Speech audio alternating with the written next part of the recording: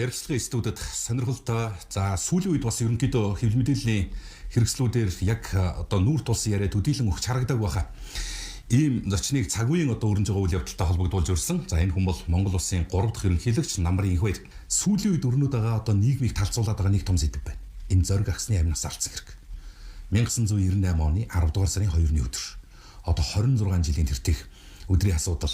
За энэ бол одоо ерөөсөө улс төрийн хүчнүүдийн хувьд бол их тийм том скандал сэдэв болчихлоо. Нэг хэсэг нь энэ хэрэг бол зайлшгүй илрүүлэх ёстой. Үгүй ядаж одоо хэргийг илрүүлээд энэ захиалагч нь хинбэ гэдгийг бас монголчууд мэдэж явах ёстой гэдэг агуулга дээр нэг хэсэг нь тэмцээд байдаг. За харин одоо хүнээ алдсан улс төрийн хүчин гэж би хэлэх гээд даарчсан юм. Битгий одоо манай 26 жилийн өмнө болсон хүний ингээд амнасыг буцааж одоо хүний яс өмдөлцүүлээд ч гэдэг юм уу. Одоо байн ингээд одоо нэг юм тэр хүний нэрээр л ингэж одоо улс төрийн оноо цуглуулад гэдэг. Энэ улс төрийн оноо цуглуулах алхам байна уу эсвэл өөр юм уу? Энд ч одоо тэр зоригсан амнасаа алдсан хэрэг үйл явдлын үед та бас одоо түүний өндөр албан тушаалтай хүн байлаа. Тэгтээ бол танаа нам 98 онд бол цөөнх байсан. Тэгээ бүлгийн дарга байсан хүн. Зориг маань Монголын бүх улс төрийн хүчин хүлээн зөвшөөрсөн төр нийгмийн зүтгэлтэн улс төрч байсан юм аа. Зоригийн маань энэ амь насыг алуурчид авч явсныг зэрлэгээр хөнөөснийг зөвхөн зориг маань ухаантай хүн байсан. Эвлэлдэж, ойлголцож, зөвшөлдсөж, ажиллаж амьдрахыг дандаа ярьж, хэлж явдаг хүн байсан. Зоригийнхоо энэ гэрээслэлд бид үнэнч байх ёстой. Төв талбай дээр энэ ч өчнө олон мянган иргэд гарч ирээд тэн дээр улсууд гарч төлөөлж үг хэлээд ийм нөхцөл байдал болж байна. Яг эндээс та нэг эргээд яг юу болсон, тэнд юу яригдсан, ямар хүмүүс ямар асуудлууд ярьж исэн, ямар хүмүүс ямар үйлдэл гаргаж исэн гэдгийг бас хэлж өгөөч. За тэгэхээр сүүлийн үед нийгэмд энэ зоригтой холбоотой асуудлаар за тэгээд дээр нь арчилтай холбоотой, хүний эрхтэй холбоотой, хууль шүүхийн байгууллагуудын хараад бус байдлын талаар нэлээд маргаан дэгдэж байна. Би тэгэхээр энэ бүхний харсаар байж зарим үйл явдлыг гэрчийн хувьд бол мэдсээр байж дугаа байж болох уу гэж бодож байна. Ер нь Монголд бол ийм экзектэй үед бол мэдж байгаа энэ бүхний гэрчилж байсан хүмүүс бол үгээ хэрэг цаг болсон. Харин арчсамын нөхдүүд яагаад ч юм энэ асуудлыг яриха болий. Одоо мартыг гэж ярьж байгаа би харин гайхаж байгаа. Зоригийг алсан гэмт хэрэг бол Монголын арчил руу худаг шаасантай адилхан хэрэг болсон. Одоо энэ хутгыг шаасын шарахыг энэ зоригийн өхлийн учир шалтгааныг захиалагчийн гүйцэтгэгчийн олж ээж л эдгийхээс биш. Энийг олохгүй бол энэ Монголын арчил цусны гойцсон шарахтай хэвээрээ байх болно. Тийм учраас бол одоо энэ асуудлыг бол жинхэнэ арчилсан нам нь харин өөрөө санаачлаа яагаад энийг өдөр болгон ярий. Зоригийн алуурчин захиалагч нь олдтол ярий гэж санаачлаа гаргах байгаад бол би гайхаж байгаа. Харин тийм. Тэгэхээр би бол сая өөрөө чинь хэлдгээр тэр талбай дээр болсон цуглаанаас эхлээд бодоход бол надад бол шижиг гэх юм уу эсвэл таамаглал гэх юм уу байдаг л да. За ингээд зориг алгадчихлаа. Тэр чинь дараа өдөр нь болж байгаа цуглаалт. Тий. Хэдхэн хоногийн дараа зориг агшны дурсгалд зориулсан цуглаан Сүхбаатарын талбай дээр болсон. За тэр үед бол бидэд хэлжсэнээр бол 100-аад мянган хүн цугларсан болов гэсэн ийм тооцоо байдаг. Тэгээд тэр үед бол ачаарын машины твшин дээр бид нар гараад үг хэлжсэн. Зоригийнхоо энэ арчлыг бэхжүүлэх үйл явцын төлөө бүгдээрээ зүтгэе. Эвтэй нэгдэлтэй байя. Заавал одоо намууд, улс төрийн намууд хүмүүс бие бинийгээ дайсан гэж үзэхэ болио гэж ингэж одоо хэлжсэн. Харин тэр дунд бол хамгийн гайхшил алдуулсан. Үгийг бэлэгт одоо сагаал бэлэгт гэхдээ бэлэгт хэлсэн. Бэлэгт хэлэхдээ бол энэ зоригийг инх сайхан тэргүүтэй хүмүүс алсан гэж зарласан. За гэж байгаа. Тэр машины твшин дээр тэр 100 мянган орчим хүний өмнө тгийж хэлж байгаа. Одоо энэ цагдаагийн бэлэгтэй. Одоо энэ цагдаагийн дарга байсан, шүүхийн шийдвэрийг үүсгэх газрын дарга байсан, радио телевизийн дарга байсан, тагнуулын дарга байсан бэлэгт. Тэгээ бүгдээрээ шоконд орсон. Тэр талбай дүүрэн хүмүүс шуугж эхэлсэн. Нилээн аюултай байдал бий болсон. Тэгээд биднэрт тэр хуулийн хамгаалтыг хариуцсан улсууд бол одоо ингээд энэ цуглаанаа дуусгахыг өндөрлөе. Тэгээ таа бүхэн одоо ингээд дотшоор гэж ингэ зөвлөсөн болж ирж нөхцөл байдал эвгүй болж байна. Энэ ч одоо юу болж байна? Энэ чинь нийгмийг бүрэл талцуулаад одоо бүр сусуурс хэмжээд очлоо гэж ингэж хэлж байсан. Тэгээ бид ордон руу орсон. Батуул тэгэхэд бол бэлэгт рүү дайрсан. Чи яаж байгаа юм? Юу яриад байгаа юм? Юу яриад байгаа юм? Чи яаж мэдтiin гэж. Тэгээ бэлэгтээ нэгээд элеваторч нэгээд элеваторч бэлэгтээ дагуул явсан. Тэр үед бол би шууд ойлгосон. Энэ элеваторчийн даалгавраар бэлэгт ингэж хэлж байгаа гэж. За яах гэж тэгж хэлсэн бэ? Тэгэхээр би бол одоо хоёр зүйл болов гэж бодлоо. Тэр үед бодсон л доо. Их сайхан тэр үед бол яахын аргагүй элеваторчийн өрсөлдөж байсан. Тийм учраас бол өрсөлдөгчөө намрахын тулд юу ч хийхээс буцахгүй хүн байна гэж ингэж ойлгоцсон. Яг их сайхан алсаалаагүй мэдэхгүй мөртлөө бэлэгтэр хэлүүлнэ гэдэг бол тэр хүн өрсөлдөгчөө улс төр өрсөлдөгчөө намрахын тулд бол 100,000 хүний өмнө тийм болчмгүй мэдээллийг хийлгэж чадна гэдэг бол яхаач буцахгүй юм байна гэж. Ёстой сонсогддог юм биш үү? Хоёрдугаарт энэ мөрдөн байцаа ажлыг санаатаа төөрөлдүүлэх гэж оролцсон байж магадгүй. Мөрдөн байцаа ажил дөнгөж эхэлж байна. Тэгж яхад шууд их сайхан л чиглүүлж штэ. Бэлэгтийн үгээр. Тэгэхээр энэ одоо яагаад энэ мөрдөн байцаа ажлыг ингэж төөрөлдүүлэх гэж оролдов гэдэг асуудал өөр ирэхгүй миний толгойн дотор бууж ирсэн. Харамсалтай нь 2 жил өнгөрсөн. Энэ 2 жилийн хугацаанд энэ митийн үйлдлийн сүлдээс болоод тэр хэрэг бол нөгөө уул мөрн нотлох баримт нь ерөөсөө маш бүрхэг. Тэр одоо захиалагч алуурчныг олоход маш хэцүү байдалд болсон. Бид олох гэж их оролцсон. Манай засгийн газар бол тэр үтгий бодиттой мэдээлэл өгсөн хүнд бол 500 сая төгрөг өгнө гэж амлаж ирсэн. Та нар бодоод үзтээ 2000 онд 500 сая төгрөг бол өнөөдрийн одоо хэдэн тэрбум төгрөг гэсэн үг. Бид үнэхээр олох гэж оролцсон байхгүй юу? Энийг бол бид улс төржүүлж гаргаж ирдэг сэдв биш. Угаасаа тэр сэдв бол өөрөө гарч ирээд байгаа байхгүй юу? Энэ сэдвийг харин дарна гэдэг чинь энэ арчлалыг устгах гэж оролцсон зоригийг алсан энэ хэргийг цаагаар хамгаална гэсэн үг. Харин энийг гаргаж ирж байгаа нь үгүй. Монголын арчлалыг сэргээе. Арчлалыг жинхэнэ ёсоор нь төлөвшүүлье гэж бодож байгаа хүмүүсийн хийж байгаа ажил. Тийм учраас одоо энийг ард түмэн ойлгох хэрэгтэй.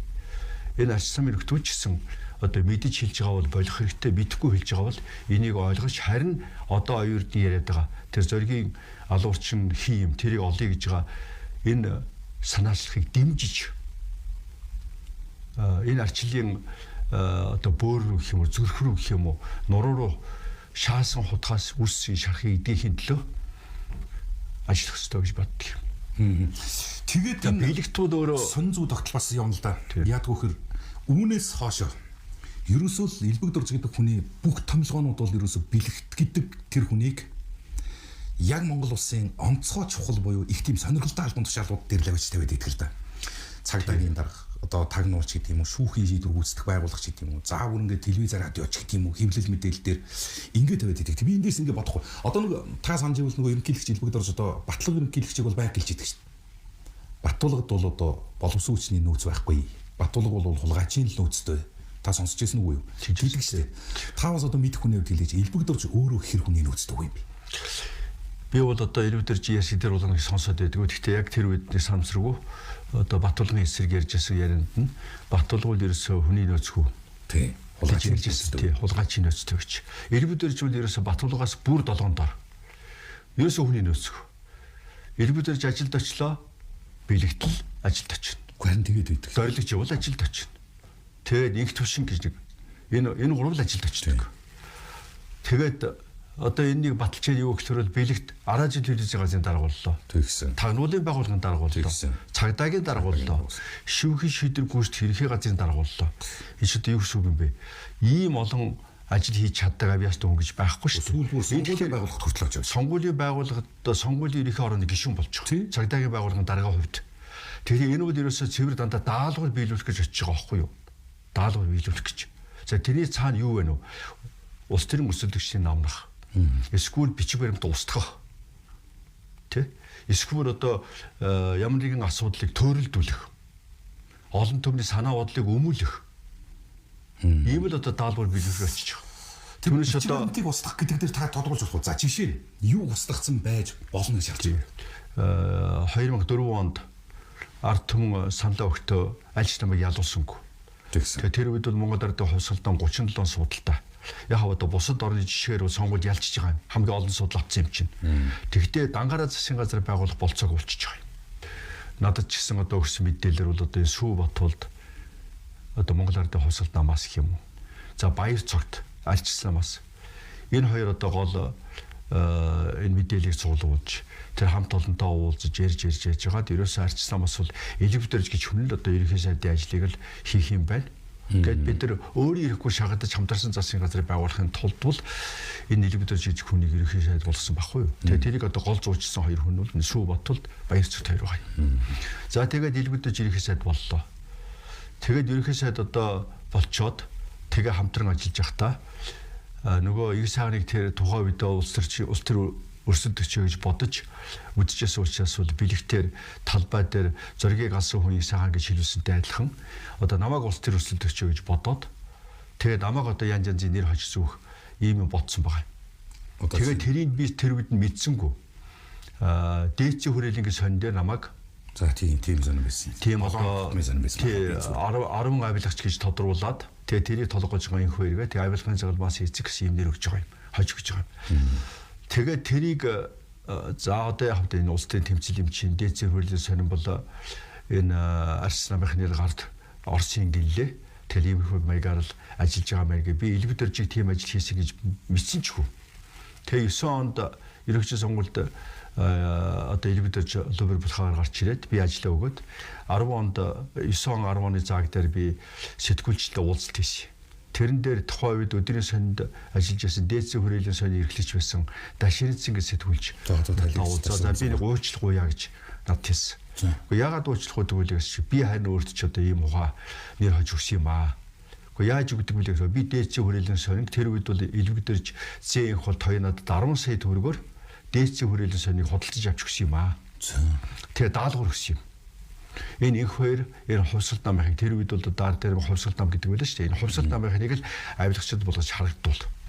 За Альчисламаас бол Симба Батаг тэгж харагдуул. Одоо нэг сор зайлах байдалтай ганц хүн яг нэг хүнийг хавчуулаа. Тэгээ 10 дугаар байранд орох хэрэгтэй юм. Авилагчид болгож ингэж харагдуул гэж. Тэгээ би тэр дээцийн хүрээлэн сонингийн Даширцэнгийн хэлсний дагуу олж үзэх гээд одоо 10 оноос хойш хайгаад одоо 24 жил болж байна. 24 он болж 14 жил болж штэ. Бүх номын сонгуудад энэ сониг устгасан байгаа юм. Тэгтээ тэр муха худлаа нэр нь надад одоо наалтсан.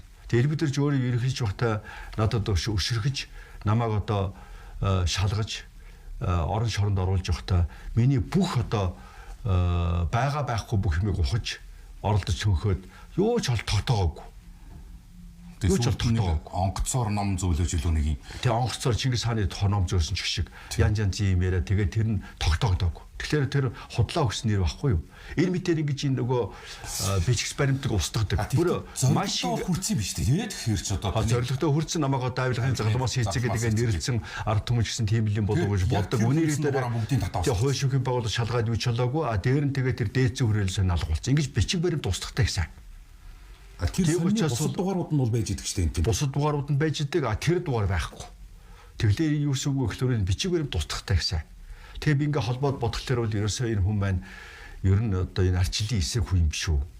Энэ арчлал гэдэг юмны талаар огт цагаан толгой үсэг тайлагдаагүй хүн биш үү гэж би боддгийн. За арчлал гэж юу юм?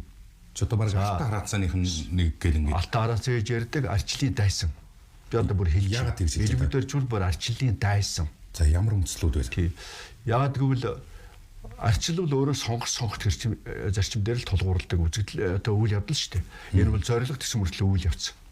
Энэ арчлалыг ерөөсөө нэг хүн эсвэл нэг нам өмчилж болдоггүй үзэгдэл байхгүй юу? Энэ арчлал өөрөө бүгдээрэнд нь хамаатай байж иж. Энэ арчлагддаг үзэл бүх албан тушаалтууд хамаатай байж иж тэр арчлал авид зүрхэн лухшиж цохилж үтгий. Хэрвээ энийг нэг хүн өмчлөх юм бол эсвэл нэг нам өмчлөх юм бол тэр бол дутуу арчлал, хагас дутуу арчлал, татцсан арчлал, тахир дутуу арчлал болчихж байгаа юм. Тэгэхээр Монголд бол тахир дутуу арчлалыг бол одоо харамсалтай энэ элевдэрж хүн бий болгож байгаа. Сонгох тэрхэн зөрчиж байна. За би ингээд өрсөлдөгч нь учраас 12 оны сонгуульд нэр дэвчих юм бол их хурлын гишүүн болчих гээд идэг.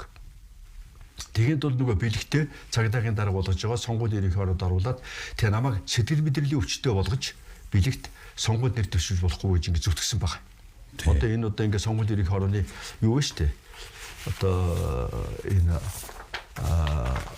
бичиг баримт байж нөгөө нэр дэвшигчийн мэдээлэл. Нэр дэвшигч. Одоо 12 оны сэтгэл мэдрэлийн өвчтөй гэж. Тэр нь тэгээд сэтгэл мэдрэлийн өвчтөй гэдэг ингээд бүгдээрээ хүчээр тийм миний сэтгэл мэдрэлийн өвчтөйг бэлэг тогтоодог ч юм биш. Тэр чинь бүр одоо эмнэлгийн байгууллагууд дүгнэлт гаргаад гэхдээ бас тэгээд шалтгаан болж ижээ. Тий, тэгээд дээр нь одоо шүүх мөх тогтоож ижил тэр одоо сэтгэл мэдрэлийн өвчтөй үгүй гэдэг тогтоодог байхгүй юу?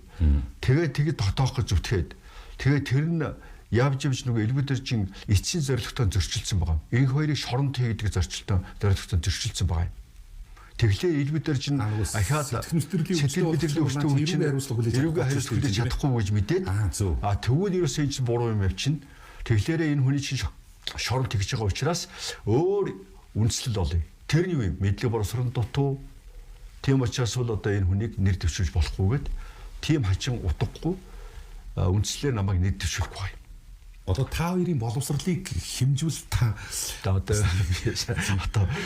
би одоо тэрийг нэг ярмааргүй. Гэхдээ ер нь ямар ч үсэл намайг ерөнхийдөө ажиллаж исэн хүнийг, ерөнхий сайдаар ажиллаж исэн хүнийг, их хурлын дарга ажиллаж исэн хүнийг, соёлын сайдаар ажиллаж исэн хүнийг, цөөхөн бүлгийн даргаар ажиллаж исэн хүнийг мэдлэг боловсрол дутуу үндэслэлээр бэлэгтийн одоо элбэдэрж өгсөн даалгавраар бэлэгтийн зүтгэсний дагуу манай сонгуулийн ерөнхий ороо тийм шийдвэр гаргаад тэр сонгуулийн ерөнхий ороо дарга болсон Лувсан жүз сүлд над руу уцтаж өөрөө уучлах байсан. Бэлэгт нөгөө гишүүн байгаа усууд байж байгаа шүү дээ. Бэлэгт нарын зэрэг хүмүүс ингэж зүтгүүлсээр багаад тэгээ таныг одоо огт утгагүй үндэслэлээр улсын хурлын 12 оны сонгуульд нэр дэвшүүлэх эрхийг чинь асууллаа. Би уучлах гэж байна гэж хэлсэн. За тэгээд дээр нь энэ одоо өрсөлдөгчдөө дарж авахын тулд ар гэрээр нь эсвэл одоо үр хүүхдээр нь их тоглоно.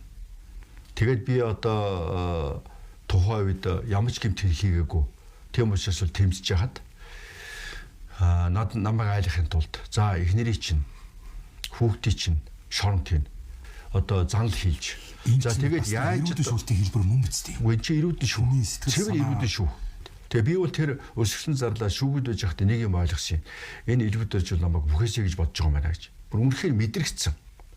Одоо энэ бүх үйлдэлүүд нь энэ өвчээсэй.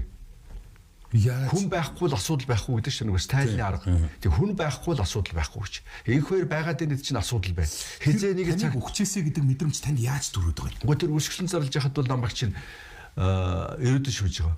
Одоо өсгсөн зарлахад бол тэр үеийн журам ямар вэ гэхээр одоо тэрийг тэгээд талсан зогсоо хэрэгтэй элбэдэрж өөрт нь байна шүү дээ. Тэгтэл тэр чинь ингэж явуулаад за яадаг вэ гэхээр за та ингэж өсгөн зарлж байгаадаа сайн дураараа зарлж байгааг чинь бид нар баталгаажуулахын тулд их гой тайлбартай гоц өглөөний хоол авчиж үнэртүүлнэ.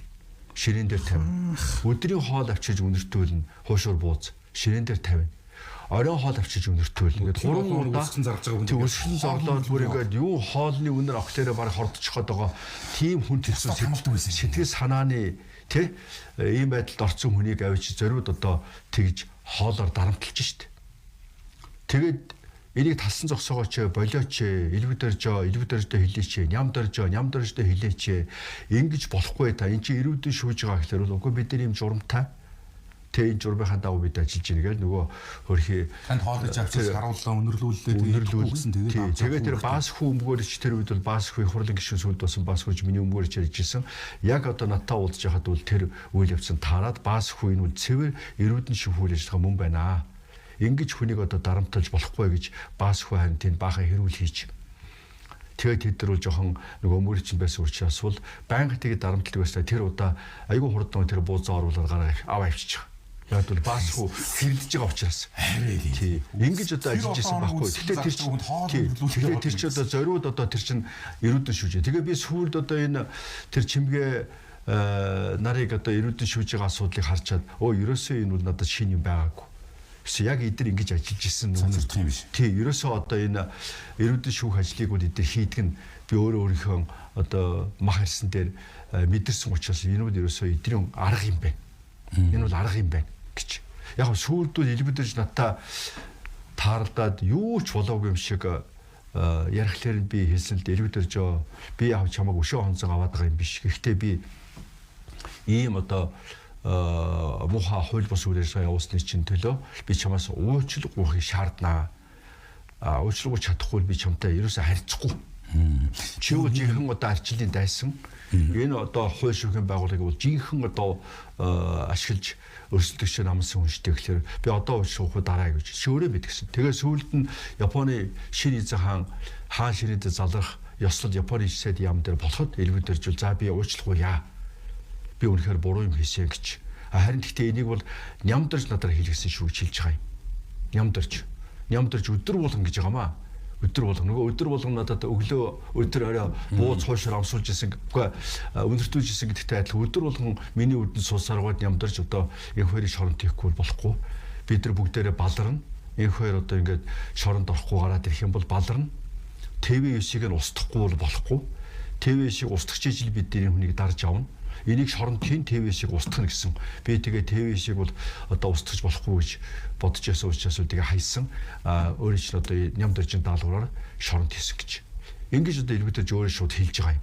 Тэгэхээр энэ бол ерөөсөө тэр бодиттой үндэслэл нь мөн болов уу? Энэ бол одоо нямдар сүлдэн тааралдаад би өөрөө чинь шоронд хийгээгүй. Би орой 7 хагас үед өөрөө чинь баримтлах үйл ажиллагаа эхлэхэд бол мэдээгүй байсан. 8:30 үед мэдсэн. Нэгдээ баримтлах үйл ажиллагаа тэр балмад үйл ажиллагаа эхэлсний дараа мэдсэн шүү би талсан зогсож чадаагүй. Өөрөө чинь бол элбэгдэр сүв ботол хоёр хийсэн шүү гэж над хэлж байгаа. Тэгэхээр одоо байх боломж байх. Тэгэхээр одоо тэр нь худлаалдаа мэдээж тийм худлаа. Гэтэ яг аль аль нэг гэж уучлалгүйж байгаа сайн бас тий. Бас нэг уучлалгүйж шүү. Ягаад гэвэл бас нэг одоо их хоёр тэнэг хүн биш. Бид нар бүгдээрийг нь мэдж байгаа гэж байгаа. Тэгээ би нямдарч тэссэн элбэгдэрч хэлсэн. Тэгвэл та нар бүгдээрийг хийсэн шүү дээ. Ганцхан тэр хийсэн гэж ярих хэрэггүй.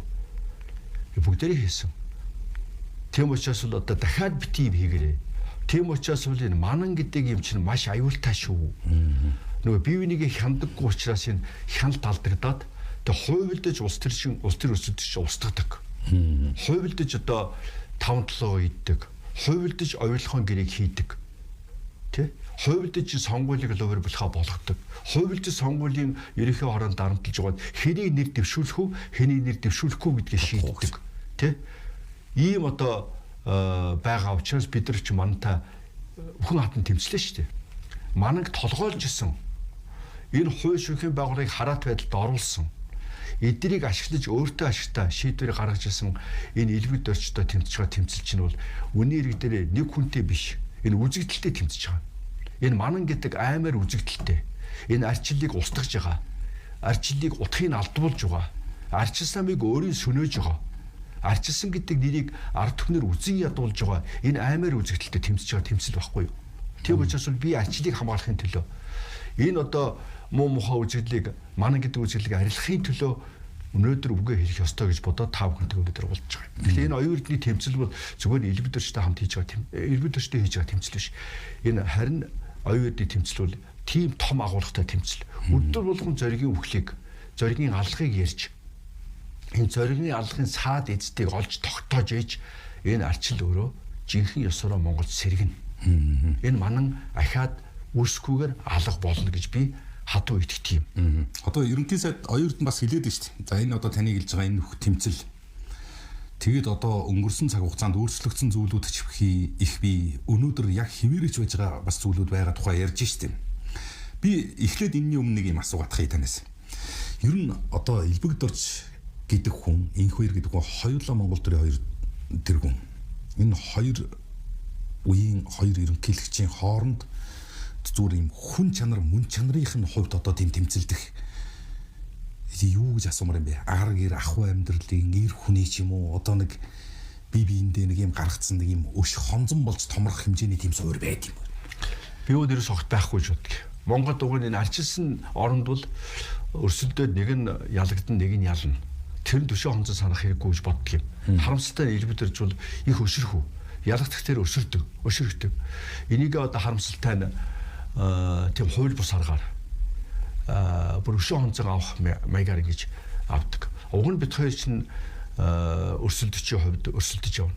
Амьдрал эр хүний замын хүзүү урт амьдрал өөрөө баян юм чинь бол бас нэг өөрийн ирэхгүй сэтгэл санаанд бас нэг хоног шум үлдэх тийм хамтын дурсамжтай шүү дээ. Би бол тэгж боддгийг. Би 99 онд ингээд цолон бит хоёр охин төрөөс. Одоо цолон төрөлөхгүй одоо хөрхий Тэгээ харамсалтай байна тэр охин маань дутуу төрөөд тэгээд Сэхэнд эхнэр Нялсын төвд Няран төвд Сэхэнд байсан. Элбэдэж яг тэгэд бас хүүтэй болсон. Тэгээ бас жоохон эмчилгээ шаардлагадаад бас Сэхэнд байсан. Элбэдэж ихнэртэйгээ би Солонгоо одоо харгалзаад гэх юм уу, асраад гэх юм уу хамт. Тэгээ бид хоёр нэлийн хэдэн хоног тэр Нялсын төвийн Сэхэнд байсан. Одоо аав нар хоёр ихнэрээ нэг нь хүүтэй нэг нь охинтой. Тэгээд би энэ Элбэдэржийн хүү манай охин хоёр одоо энэ хүн хэцүү энэ газраас 9,000 гараас тий сайхан хүн болж бойж том хүн болоосоо аав ээжигээ баярлуулж гэж бодоо. Тэр үед чинь энтхийн ээлжинсээр Бакуларын бүжиг хүн байсан. Тэгээ тэрэндээ бүр очиод нэр залсан. Нэр залж иж тогтооно гэж бодохгүй юу. Тэгээд Элбэдэржийн хүнд Бакуларын бүжиг Цэрэн-дэрж гэдэг нэр өгөөд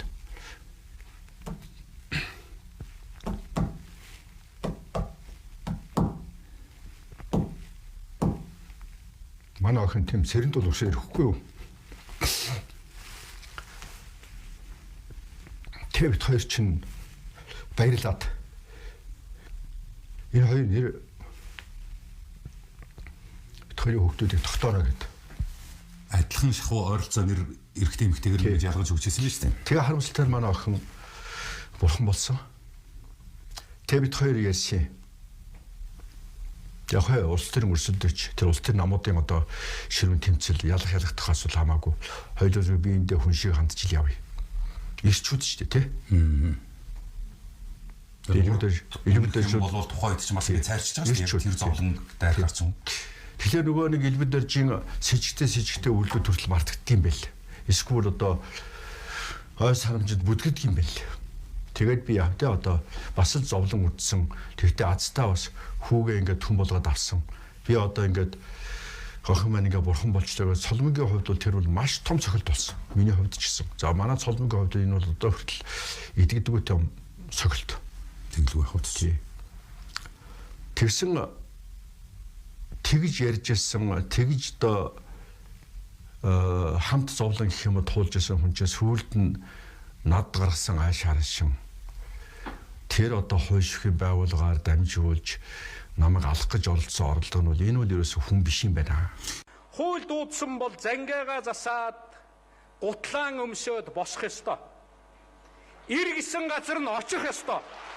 Хууль руу очихгүй бол хууль өөрлөө чинь ирдэг байхгүй юу?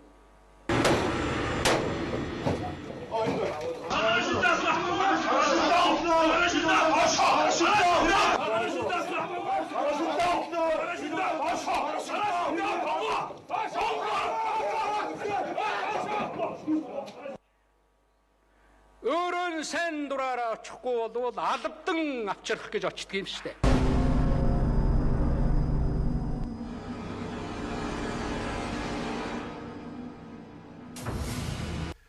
Тэр одоо хойшихын байгууллагаар дамжуулж намайг алах гэж оролцсон оролдоо нь бол энэ бол ерөөсө хүн биш юм байна.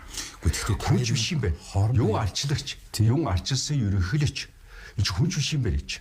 Тэгээ одоо бол яхаа би таалдвал мэдлэн. Яг одоо мэндийн зөрүүтэй байлгүй яхав. Тэгээд өөрөө уучлага гуйсан. Тэгтээ би бол одоо ойлголт авсан. Энэ бол арчилсан хүн яавч биш. Харин хүн үү биш үү гэдэг дээр нь би эргэлзсэн хэвээр байгаа. Арчилсан хүн үү биш үү гэдэг дээр бол би эргэлзэхгүй. Энэ арчилсан хүн биш. Энэ хүний одоо хийсэн үйл ажиллагааг энэ одоо Монголоор тоглосон энэ тоглоомыг өмөрөөд байгаа хүмүүсийг бол би ерөөсөй гайхдаг. Эсвэл эдгээр энэ надтай адилхан энэ бүхнийг туулаагүй учраас мэдэхгүй байна. Эсвэл мэдэн бодолж байна. Эсвэл зөвхөн намаараа талцаал арч намын гишүүн бол би өмөрч явах ёстой гэж нөгөө энэ хайрцагт орчоод дуурайд иж магадгүй. Тэгвэл би арч намын нөхдөдөө хандж хэлмээр байгаа. Та нар маань одоо арчлаа аврыг гэж байгаа бол Элбэдэрж салаа. Элбэдэржийн өвс одоо үлдээсэн өв сангаас салаа. Энийг бүр яллаа. Ялж иж арчлаа аварнаа. Зоригийн алуурчныг олж иж арчлаа аварнаа. Зоригийг яриха болиё гэж ярьж иж арчлаа булшилнаа гэдгийг бас бүр зориуд хэлчих гэж. За тэгээ Элбэдэрж энэ ажлыг хийхдээ ганцаар хийхгүй шүү дээ. Нөгөө бэлэг дээр хийлгэнэ. Эсвэл бүр одоо тэр чин таны үед л бэлэгдэлтэй сүүл рүү бол хурцсуулаад ирсэн л дээ. Тэгээ эн чинь нөгөө дутагдлаа хүмүүсийг олж тэр дутагдлаа хүмүүсийн дутагдлал дээр нь тоглож бариад авчин дэргээр нь тэрийгээр нь барьж даалгавар биелүүлдэг. Даалгавраа өгч биелүүлдэг байхгүй юу?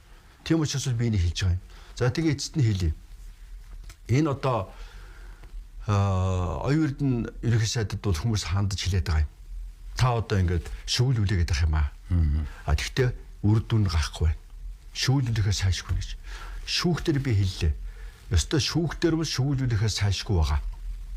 Харин айгуул одоо энэ оюун эрднийг энэ олигархуудын ордоос 34% авах гэж баялагын сан байгуулж байгааг нь өшрөхөж энэ одоо баячууд чинь юу ч ихээс буцахгүй болчихсон баячууд чинь яаж ч одоо надтай адилхан одоо илүүдэж Батүний тэрүүн манангийн одоо хүмүүс бол надтай яаж харьцав. Тэгээ тэрнтэй адилхан оюун эрднийг бол маш их одоо юу байдал оруулж магадгүй шүү. Тиймээс ард түмэндээ хандж энэ оюун эрднийг хамгаалах хэрэгтэй.